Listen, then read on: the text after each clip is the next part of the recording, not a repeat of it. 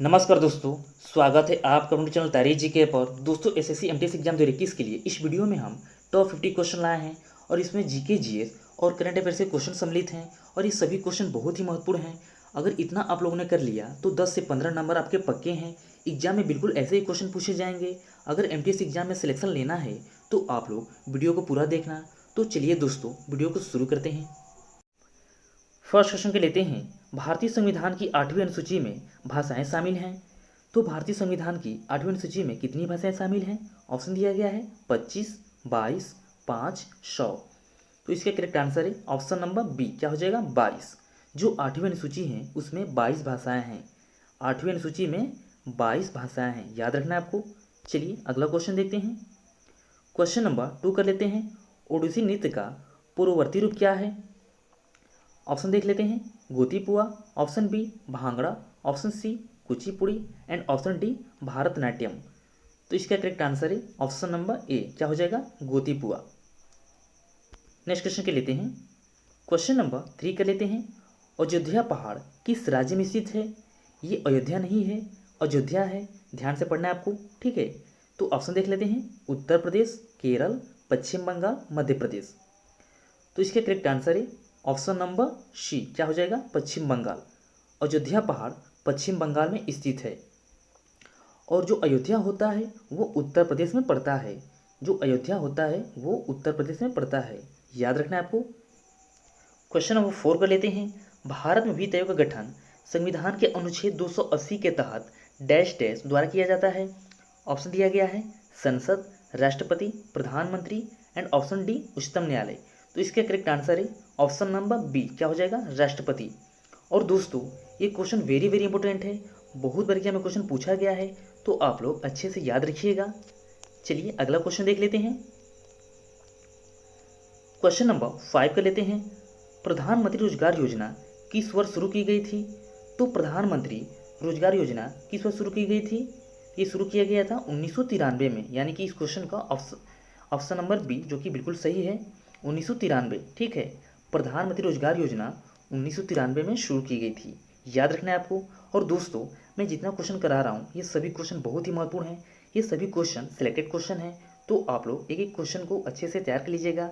यहाँ से क्वेश्चन आपके एग्जाम में देखने को जरूर मिलेंगे। अगर आप लोगों ने इतना कर लिया तो आपके एग्जाम में 10 से 15 नंबर पक्के हैं इस वीडियो से। चलिए अगला क्वेश्चन देख लेते हैं। क्वेश्चन नंबर 6 कर लेते हैं। ईस्ट इंडिया कंपनी के उद्भव के बाद निम्नलिखित में से किस समुद्री बंदरगाह में गिरावट आई? और दोस्तों, यहाँ पे टाइपिंग मिस्टेक हो गया है, यहाँ पे लिखित हो गया है, यहाँ पे निम्नलिखित होगा, तो आप लोग यहाँ बना लीजिएगा, ठीक है। यहाँ पे लिखित हो गया है। तो चलिए ऑप्शन देख लेते हैं, मुंबई, कोलकाता, सूरत, विशाखापट्टनम। तो इसका करेक्ट आंसर है ऑप्शन नंबर सी, क्या हो जाएगा सूरत। देखिए, जब औरंगजेब भारत आए थे तब सबसे पहले फैक्ट्री सूरत में लगाई थी, ठीक है, याद रखना आपको। चलिए अगला क्वेश्चन देख लेते हैं। क्वेश्चन नंबर 7 कर लेते हैं। पीयूष ग्रंथि द्वारा किस हार्मोन का स्राव होता है?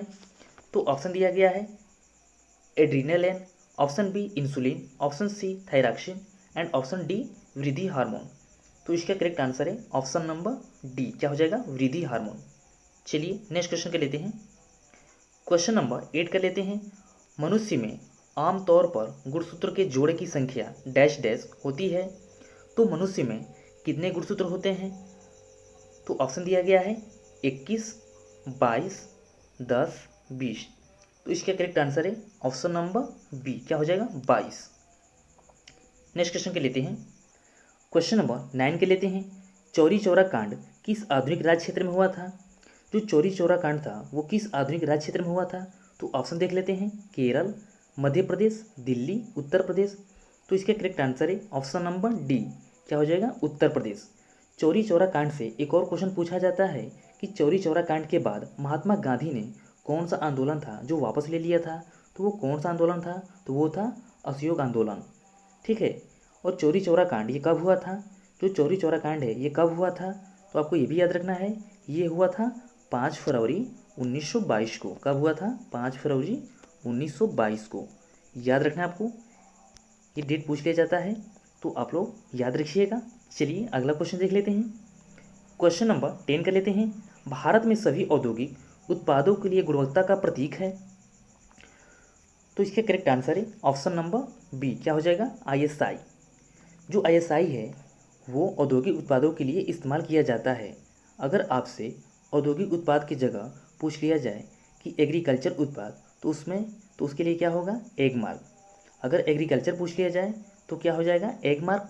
और जो FPO है, यहाँ पे देखिए आप लोग, ये जो FPO है ये इस्तेमाल किया जाता है फलों के उत्पाद के लिए। जो FPO है ये फलों के उत्पाद के लिए इस्तेमाल किया जाता है। ठीक है, याद रखिएगा आप लोग, ये फलों के उत्पाद के लिए इस्तेमाल किया जाता है। क्वेश्चन नंबर 11 कर लेते हैं। निम्न में से किस उच्च न्यायालय में सीटों की संख्या सबसे अधिक है? तो इसका करेक्ट आंसर है ऑप्शन नंबर डी, क्या हो जाएगा, गुवाहाटी उच्च न्यायालय। गुवाहाटी उच्च न्यायालयों में सीटों की संख्या सबसे अधिक है। ठीक है, चलिए अगला क्वेश्चन देख लेते हैं। क्वेश्चन नंबर 12 कर लेते हैं। भाखड़ा नागल बांध किस नदी पर स्थित है? जो भाखड़ा नागल बांध है किस नदी पर स्थित है? तो ऑप्शन दिया गया है रावी, झेलम, चिनाब, सतलज। तो इसका करेक्ट आंसर है ऑप्शन नंबर डी, क्या हो जाएगा, सतलज। जो भाखड़ा नागल बांध है ये सतलज नदी पर स्थित है। और दोस्तों ये क्वेश्चन बहुत ही महत्वपूर्ण है, ये क्वेश्चन वेरी वेरी इंपॉर्टेंट है, तो आप लोग याद रखिएगा, क्योंकि ये क्वेश्चन एग्जाम बहुत बार पूछा गया है और ये क्वेश्चन SSC MTS में भी बहुत बार पूछा गया है। तो आप लोग क्वेश्चन को अच्छे से याद रखिएगा। चलिए नेक्स्ट क्वेश्चन कर लेते हैं। क्वेश्चन नंबर 13 कर लेते हैं। GST का पूरा अर्थ क्या होता है? इसमें पूछा गया GST का फुल फॉर्म। तो GST का फुल फॉर्म क्या होता है? तो इसका करेक्ट आंसर है ऑप्शन नंबर ए, क्या हो जाएगा, goods and service tax. GST का full form goods and service tax होता है, याद रखिएगा।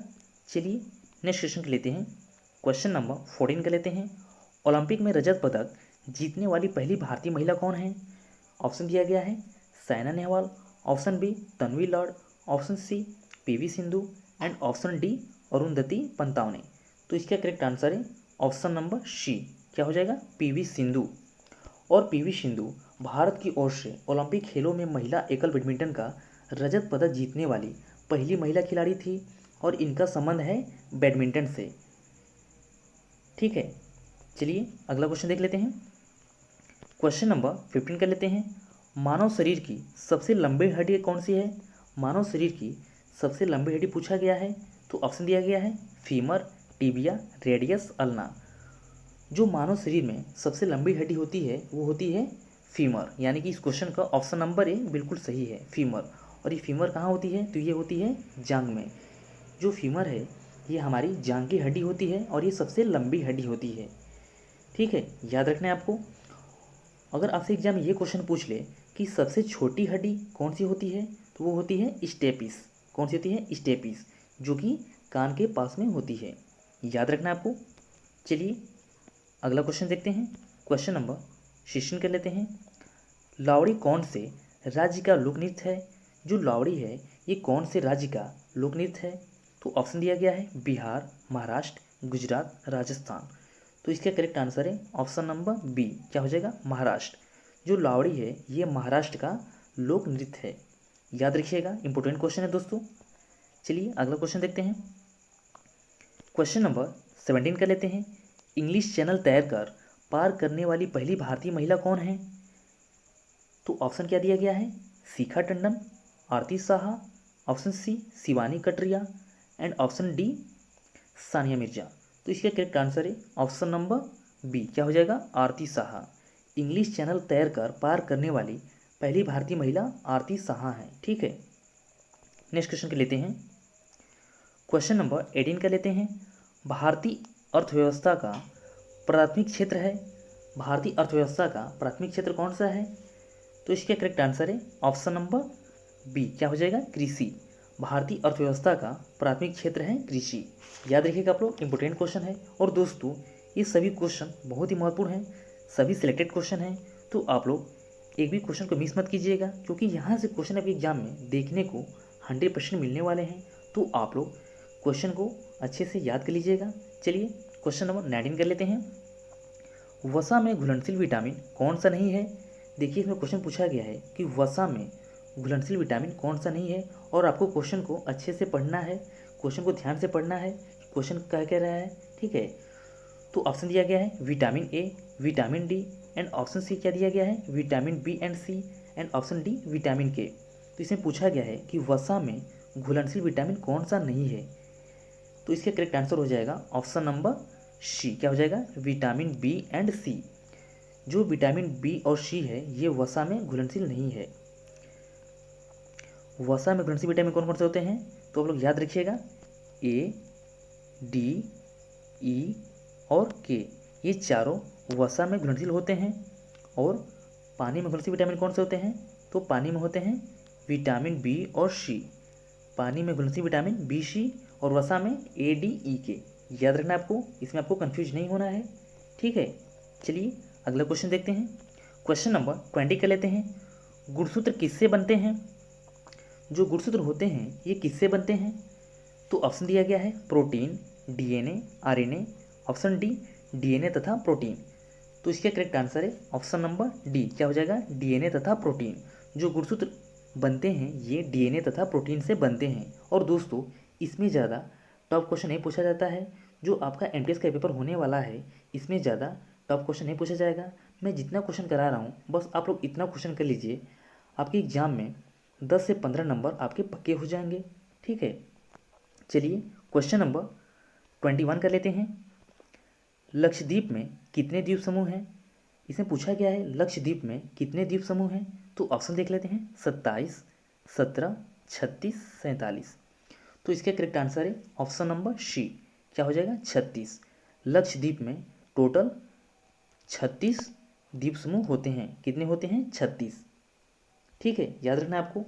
और भारत का सबसे छोटा केंद्र शासित प्रदेश है, जो लक्षद्वीप है ये भारत का सबसे छोटा केंद्र शासित प्रदेश है। और इसकी राजधानी कहाँ है, तो इसकी राजधानी है कवरत्ती।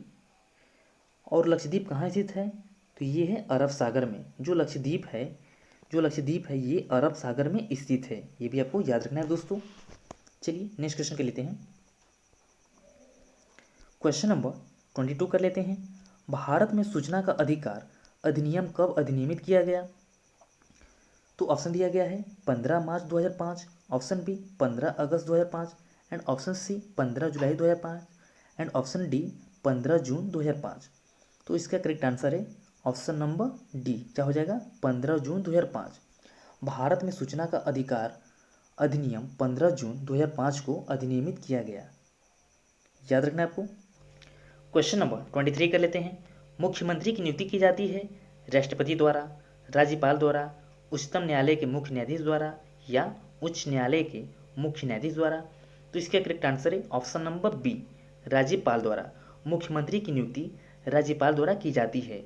और किस आर्टिकल के तहत किया जाता है, तो ये आर्टिकल 164 कितना, आर्टिकल 164(1) के तहत किया जाता है। याद रखिएगा आप लोग, आर्टिकल 164(1) के तहत मुख्यमंत्री की नियुक्ति की जाती है राज्यपाल द्वारा।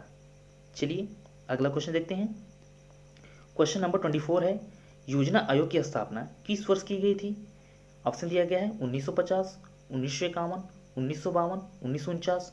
तो इसका करेक्ट आंसर है ऑप्शन नंबर ए। क्या हो जाएगा, 1950। योजना आयोग की स्थापना 1950 में की गई थी, ठीक है। और इसका नाम बदलकर अब क्या कर दिया गया है, तो योजना आयोग का नाम बदलकर कर दिया गया है नीति आयोग। क्या कर दिया गया है, नीति आयोग, ठीक है। अगर आपसे एग्जाम ये पूछ ले कि नीति आयोग के अध्यक्ष कौन हैं, तो नीति आयोग के अध्यक्ष हैं नरेंद्र मोदी, ठीक है, याद रखिएगा आप लोग। चलिए अगला क्वेश्चन देख लेते हैं। क्वेश्चन नंबर 25 कर लेते हैं। संविधान में कितने प्रकार के आपातकाल का प्रावधान है। संविधान में कितने प्रकार के आपातकाल का प्रावधान है। ऑप्शन दिया गया है 1, 2, 3 या 4। तो इसका करेक्ट आंसर है ऑप्शन नंबर सी। क्या हो जाएगा, 3। संविधान में 3 प्रकार के आपातकालों का प्रावधान है। तो आइए जान लेते हैं कि वो 3 आपातकाल कौन कौन हैं। तो प्रथम अनुच्छेद 352 के तहत पहला क्या है, आर्टिकल 352, ठीक है, 352 के तहत राष्ट्रपति आपातकाल। दूसरा है अनुच्छेद 356। दूसरा क्या है, तो दूसरा है 356। पहला आपका है 352 और दूसरा आपका है 356 और तीसरा आपका है 360। याद रखना है आपको, 352, 356 और 360, ठीक है। चलिए अगला क्वेश्चन देख लेते हैं। क्वेश्चन नंबर 26 कर लेते हैं। पाब्लो पिकासो कहाँ का प्रसिद्ध चित्रकार थे? ऑप्शन दिया गया है ग्रीस, स्पेन, जर्मनी, इटली। तो इसका करेक्ट आंसर है ऑप्शन नंबर बी, क्या हो जाएगा? स्पेन। पाब्लो पिकासो ये स्पेन के प्रसिद्ध चित्रकार थे। ठीक है, चलिए नेक्स्ट क्वेश्चन करते हैं। क्वेश्चन नंबर 27 कर लेते हैं। पुष्कर झील निम्नलिखित में से किस राज्य में स्थित है? ऑप्शन दिया गया है Rajasthan, Uttarakhand, Tamil Nadu and option D Jammu Kashmir. जो पुष्कर झील है ये किस राज्य में स्थित है? तो इसका करेक्ट आंसर है ऑप्शन नंबर ए, राजस्थान। जो पुष्कर झील है ये राजस्थान में स्थित है। याद रखिएगा आप लोग, अगर एग्जाम में आपसे ये पूछ ले कि उलर झील किस राज्य में स्थित है, जो उलर झील है ये किस राज्य में स्थित है? तो ये है जम्मू कश्मीर में। जो उलर झील है, मैं यहाँ लिख भी दे रहा हूँ, जो उलर झील है ये जम्मू कश्मीर में स्थित है। ठीक है, याद रखिएगा आप लोग, जो उलर झील है ये जम्मू कश्मीर में स्थित है। चलिए अगला क्वेश्चन देखते हैं। क्वेश्चन नंबर 28 कर लेते हैं। इंडिका नामक पुस्तक के लेखक कौन है? तो इंडिका नामक पुस्तक के लेखक कौन है? तो ये है मेगास्थनीज, यानी कि इस क्वेश्चन का ऑप्शन नंबर सी बिल्कुल सही है। इंडिका नामक पुस्तक के लेखक हैं मेगास्थनीज। चलिए अगला क्वेश्चन देख लेते हैं। क्वेश्चन नंबर 29 के लेते हैं। विश्व जनसंख्या दिवस निम्नलिखित में से कब मनाया जाता है? ऑप्शन दिया गया है 11 जुलाई, 7 जून, 8 मई, 22 अप्रैल। तो विश्व जनसंख्या दिवस मनाया जाता है 11 जुलाई को, यानी कि इस क्वेश्चन का ऑप्शन नंबर ये सही है। विश्व जनसंख्या दिवस मनाया जाता है 22 जुलाई को, और यहाँ पर दिया गया ऑप्शन में 22 अप्रैल। तो 22 अप्रैल को मनाया जाता है पृथ्वी दिवस। 22 अप्रैल को क्या मनाया जाता है? पृथ्वी दिवस। याद रखना है आपको। चलिए अगला क्वेश्चन देख लेते हैं। क्वेश्चन नंबर 30 कर लेते हैं। उच्चतम न्यायालय के न्यायाधीश किस आयु पर सेवानिवृत्ति होते हैं? तो ऑप्शन देख लेते हैं 58 वर्ष, 60 वर्ष, 65 वर्ष या 62 वर्ष। तो इसका करेक्ट आंसर है ऑप्शन नंबर सी, क्या हो जाएगा? 65 वर्ष। याद रखना है आपको। चलिए अगला क्वेश्चन देखते हैं। क्वेश्चन नंबर 31 कर लेते हैं। लोकटक झील किस राज्य में स्थित है? जो लोकटक झील है ये किस राज्य में स्थित है? मणिपुर में, उत्तराखंड में, आंध्र प्रदेश में या तमिलनाडु में? तो इसका करेक्ट आंसर है ऑप्शन नंबर ए, क्या हो जाएगा? मणिपुर। जो लोकटक झील है ये मणिपुर राज्य में स्थित है। याद रखना है आपको, इंपॉर्टेंट क्वेश्चन है दोस्तों, एग्जाम बहुत बार पूछा गया है, तो आप लोग याद रखिएगा। क्वेश्चन नंबर 32 कर लेते हैं। सिंधु घाटी सभ्यता के शहरों की गलियां किस प्रकार की हुआ करती थी? तंग और मैली, चौड़ी और सीधी, फिसलन वाली या तंग और टेढ़ी? तो इसका करेक्ट आंसर है ऑप्शन नंबर बी, क्या हो जाएगा? चौड़ी और सीधी। सिंधु घाटी सभ्यता की शहरों की गलियां चौड़ी और सीधी हुआ करती थी। याद रखना है आपको दोस्तों, और ये क्वेश्चन बहुत इंपॉर्टेंट है, एग्जाम में बहुत बार पूछा गया है, तो आप लोग याद रखिएगा। चलिए अगला क्वेश्चन देख लेते हैं। क्वेश्चन नंबर 33 कर लेते हैं। भारत के लिए संविधान बनाने वाले संविधान सभा किस वर्ष स्थापित की गई थी? 1949 में या 1947 में, 1948 में या 1946 में? तो इसका करेक्ट आंसर है ऑप्शन नंबर डी, क्या हो जाएगा? 1946। और यहाँ से एक और क्वेश्चन पूछा जाता है कि भारतीय संविधान को बनने में कुल कितना समय लगा था? तो आपको याद रखना है दोस्तों कि भारतीय संविधान को बनने में कुल 2 वर्ष 11 माह 18 दिन का समय लगा था। कितना लगा था? 2 वर्ष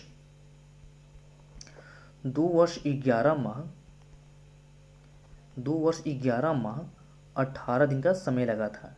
ठीक है, याद रखना आपको, कितना लगा था? 2 वर्ष 11 माह 18 दिन का समय लगा था बनने में। ठीक है, क्वेश्चन नंबर 34 के लेते हैं। संविधान पूरी तरह से बनकर कब तैयार हुआ था? ऑप्शन दिया गया है 26 नवंबर 1949 को, ऑप्शन बी 30 नवंबर 1949 को, ऑप्शन सी 26 जनवरी 1950 को एंड ऑप्शन डी 26 दिसंबर 1949 को। तो इसका करेक्ट आंसर है ऑप्शन नंबर ए, क्या हो जाएगा? 26 नवंबर 1949 को। 26 नवंबर 1949 को संविधान पूरी तरह से बनकर तैयार हुआ था। अगर एग्जाम में क्वेश्चन पूछा जाए कि संविधान लागू कब हुआ था, तो आपको याद रखना है दोस्तों कि 26 जनवरी 1950 को लागू हुआ था। कब लागू हुआ था?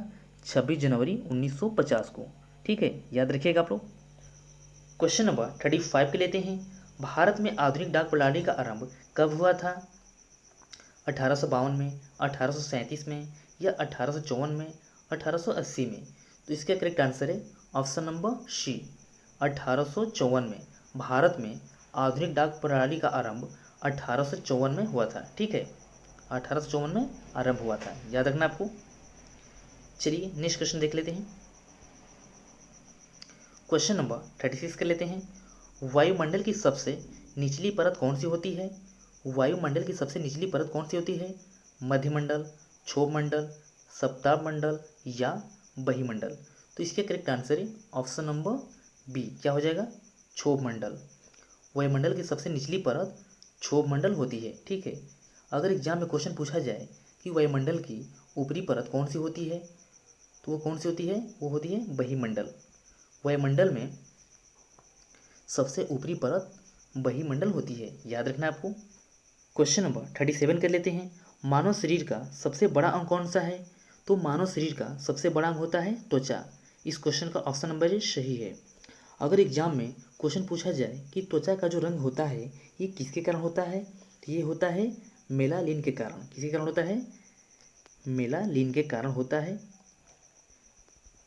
जो त्वचा का जो रंग होता है ये मेलानिन के कारण होता है। ठीक है, याद रखना आपको। चलिए अगला क्वेश्चन देख लेते हैं। क्वेश्चन नंबर 38 कर लेते हैं। भारत के किस शहर में पहला समुद्री संग्रहालय खोला गया? लोथल में, गांधीनगर में, सूरत में या कच्छ में?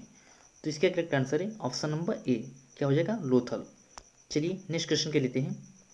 क्वेश्चन नंबर 39 कर लेते हैं। भारत का पहला विदेशी पक्षी पार्क खुला है। और दोस्तों यहाँ पे टाइपिंग मिस्टेक हो गया है, यहाँ पे पर नहीं रहेगा, यहाँ पे पार्क रहेगा, तो आप लोग बना लीजिएगा, यहाँ पे पार्क रहेगा। ठीक है, भारत का पहला विदेशी पक्षी पार्क खुला है, तो ये कहाँ पे खुला है? लखनऊ में, दिल्ली में, मुंबई में या कोलकाता में? तो इसका करेक्ट आंसर है ऑप्शन नंबर सी, क्या हो जाएगा? मुंबई। क्वेश्चन नंबर 40 कर लेते हैं। भारतीय विज्ञान कांग्रेस का 108वां संस्करण कहाँ आयोजित किया गया? तो ये कहाँ किया गया था? ऑप्शन दिया गया है पुणे, नई दिल्ली, बेंगलुरु, विशाखापट्टनम। तो इसका करेक्ट आंसर है ऑप्शन नंबर ए, क्या हो जाएगा? पुणे। और जो 107वां आयोजित हुआ था, जो 107वां आयोजित हुआ था वो हुआ था बेंगलुरु में। ठीक है, वो बेंगलुरु में आयोजित हुआ था 2020 में। कब हुआ था? 2020 में हुआ था बेंगलुरु में 107वां। याद रखिएगा आप लोग। 108वां पूछ ले तो पुणे में, अगर 107 पूछ ले, 107वां पूछ ले तो बेंगलुरु में। ठीक है, क्वेश्चन नंबर 41 के लेते हैं। 2020 में बीसीसीआई के पाली उमरीगर अवार्ड से सम्मानित किया गया है, तो इसके करेक्ट आंसर है option number D, Jasprit Bumrah को। किसको किया गया है? जसप्रीत बुमराह को। ठीक है, चलिए अगला क्वेश्चन देखते हैं। क्वेश्चन नंबर 42 कर लेते हैं। 3 राजधानियों को मंजूरी देने वाला भारत का पहला राज्य बना है, तो कौन राज्य है? आंध्र प्रदेश, तमिलनाडु, तेलंगाना, केरल?